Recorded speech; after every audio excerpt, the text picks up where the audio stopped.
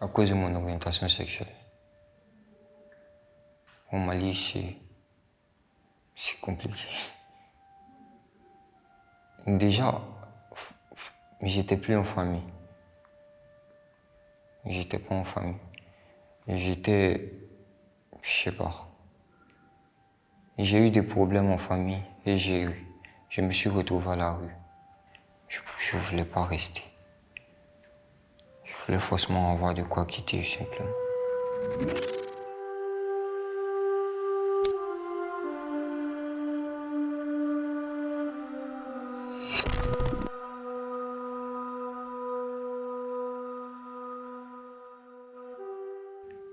Au début, c'était de la mendicité. Je faisais pour pouvoir survivre. Jusqu'à ce que je rencontre quelqu'un qui m'a proposé autre chose qui n'a rien à voir avec la mendicité. Il m'a dit si je voulais quitter le pays, je pouvais plus avoir de l'argent comme ça pour quitter le pays. Et il y a quelqu'un qui m'a proposé de faire la prostitution basique pour avoir de l'argent. C'est compliqué et puis c'est risqué. Mais j'ai foncé sans réfléchir. Je me suis rendu à la mosquée un vendredi pour faire la prière, comme d'habitude. Il y avait un monsieur qui était arrêté. Et je suis rentré. La mosquée, c'est juste comme un banc qui sépare la place des hommes aux femmes.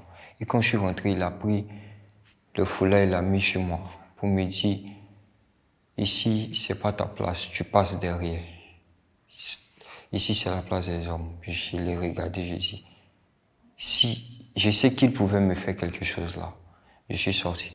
Mais le jour où j'ai eu le déclic de dire je vais quitter le Mali, là, tu es obligé de faire beaucoup d'efforts. C'est-à-dire ta façon de parler, ta façon de marcher, tes gestes, tu dois tout contrôler. Sinon, ce qui t'arrive, c'est toi qui cherches.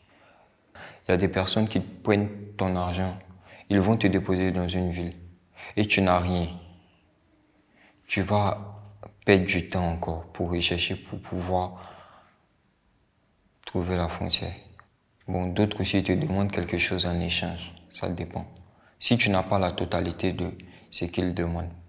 Le sexe, que tu sois homme ou femme, ils s'en foutent. Ou c'est là l'esclavage vient aussi des fois.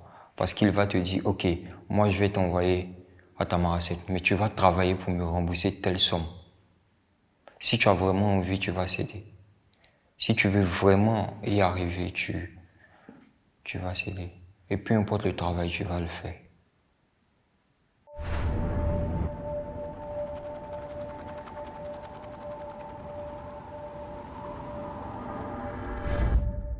Et c'est de Tombouctou que j'ai trouvé un passeur qui m'a envoyé à Tamaracet. Là-bas, il y a des ghettos. Je sais pas. C'est comme ça qu'ils appellent des ghettos. C'est des foyers. Et quand vous arrivez là-bas, ça dépend. Si le chauffeur vous a pas vendu comme esclave, ça dépend. Parce qu'il y a des chauffeurs qui vous vendent comme des esclaves.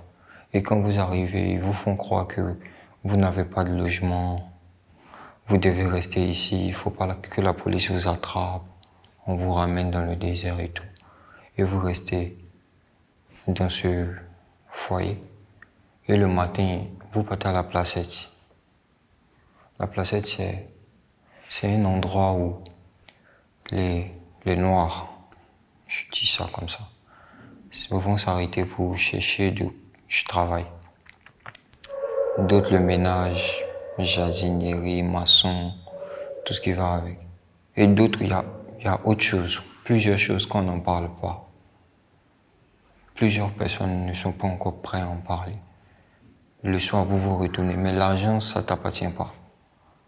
Que tu travailles, que ça soit légal ou pas légal, ça ne t'appartient pas. Je sais pas, tout le monde en vend, ça dépend des personnes qui vous envoient dans ce ghetto. Ça dépend de comment ça se passe. Si on t'a vendu, l'argent n'est pas pour toi. Et c'est pas à toi on remet. Quand ils viennent discuter, quand ils viennent à la placette Tu vois, c'est comme tu es un responsable. C'est à lui on remet l'argent. Il te prend, tu pars travailler et après il vient te redéposer là. Il est noir pour te déposer et vous retournez au ghetto. Pas vraiment bien, mais tu n'as pas le choix. Et même où tu pars travailler, c'est pas tout qui est du travail. Il y a de l'abus, genre vraiment. Et tu peux rien faire. Ils te disent ils vont appeler la police. Tu n'as pas de papier. Tu es en situation tu es irrégulier. Parfois ils sont 2, ils sont 3. Tu refuses, ils te frappent. Qu'est-ce que ça fait? Il n'y a pas de qu'est-ce que ça fait. Tu n'as pas le choix. Personne ne rêve d'être comme ça. Personne ne souhaite être comme ça. Tu te dis, tu l'acceptes en espérant que demain, il y aura un changement. On a tous espoir. C'est la seule chose qui nous fait vivre. Moi, personnellement. Que l'espoir qui fait que je suis là. Rien d'autre.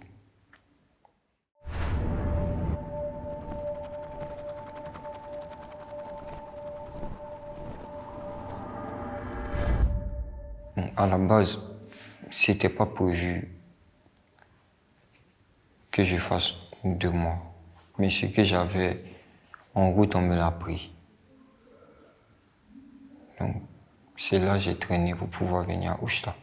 Quand même, ça prend plus de temps. Je ne peux pas donner de jour exact. Parce qu'après, vous, une fois à la frontière, vous devez contourner la police. Ça, tu peux faire 4 jours, 5 jours avant de pouvoir traverser. Il y a des personnes qui vous guident. Si tu es tombé sur de bons guides. Mais non. La police, ils met des chiens sur vous.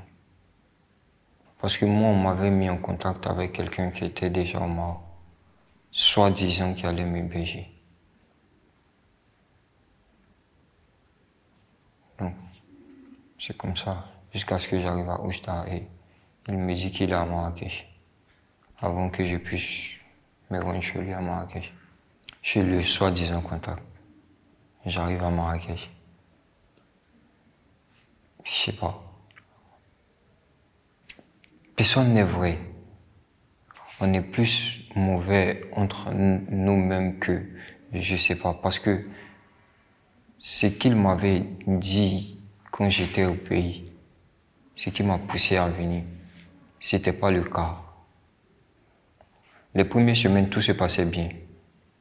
Après, il m'a dit que j'étais jeune.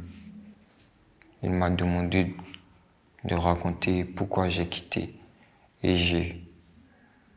j'ai eu confiance en lui, vu que c'était soi-disant mon tuteur. Et je l'ai rencontré. Il ne m'a pas parlé. 1 semaine, 2 semaines après, il m'a dit, tu sais que là, nous sommes tous dans un pays étranger. J'ai une maison à payer, des factures, et on doit manger. Il faut que tu te mettes sur des sites de rencontres pour pouvoir rapporter de l'argent. C'est comme ça. J'ai commencé à le faire pendant un moment. Et quand l'argent, ça ne m'appartenait pas. Il va me demander, tu as eu combien? Et tout. Jusqu'à où j'ai pu dire, c'est pendant le Covid. Parce que là, lui, il travaillait, il ne faisait pas ça. Et quand il a perdu son travail, c'est moi qui travaillais. Plus qu'avant. Je suis tombé malade. Mais je lui ai demandé qu'il m'emmène à l'hôpital. Il m'a dit qu'il n'a pas d'argent.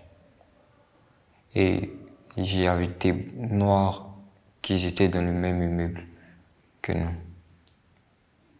On était dans le même appartement. C'est un Camerounais. C'est lui qui m'a dit, tu te rends à l'hôpital Mohamed VI de Marrakech.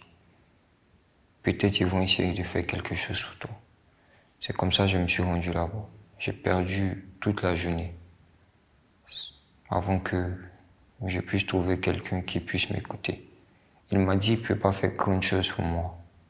C'est juste le monsieur à l'hôpital qui m'a parlé de car là-bas, il y a des associations qui aide les personnes comme moi et tout.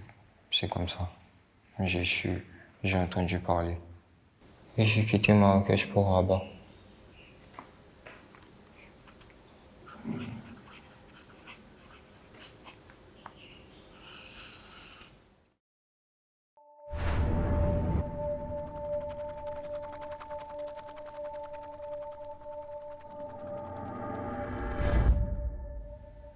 Je veux vivre seulement, vivre ma vie, sans que je ne sois jugé,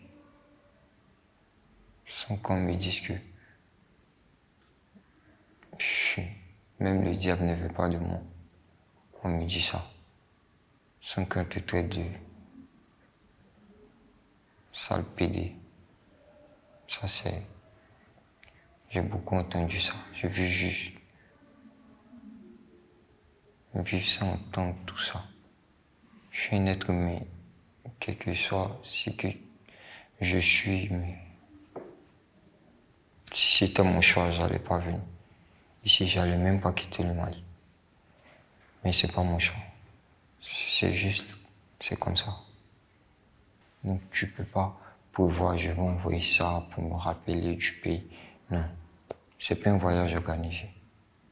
C'est pas comme tu dis, ok, je fais ma valise, je pars tel jour. Non. C'est les circonstances. Tu te lèves juste habillé comme ça, tu t'en vas. Il n'y a pas de retour. C'est comme ça. C'est comme tu as tout laissé derrière toi.